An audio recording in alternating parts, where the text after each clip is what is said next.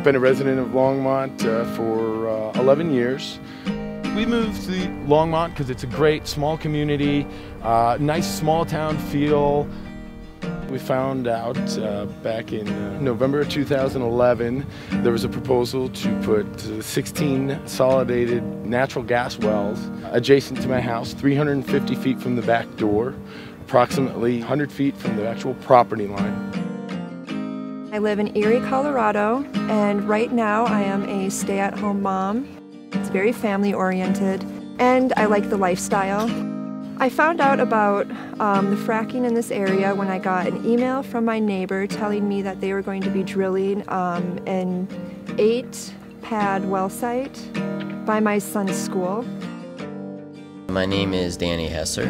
I've lived in Fort Collins for 24 years.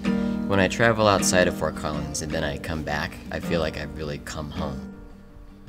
Probably 3 years ago now, we experienced some really strong solvent smells. It was at that time that we started doing some research and figured out there were some oil and gas wells within a square mile from where we live.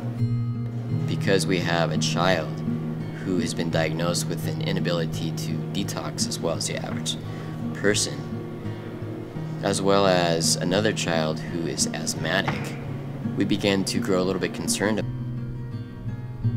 They had opened the lid to the condensate tank, and they were all wearing their protective gear, and the wind was blowing in this direction, and all of a sudden there was like this big wall of chemicals just hit me in the face. It burned my eyes, it burned my nose, it burned my skin, and so then I left with my kids.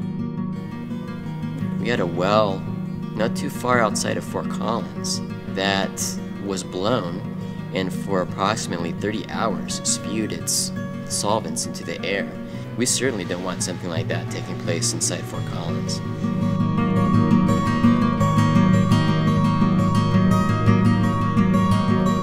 We felt like we were forced to sell our house. And once we put it on the market, when people found out about the development that was going to take place around Union Reservoir, people ran the other way. As a mother, I felt guilty, of course. Like, why am I bringing my daughter on a bike ride when these chemicals are going into the air and she can breathe them in?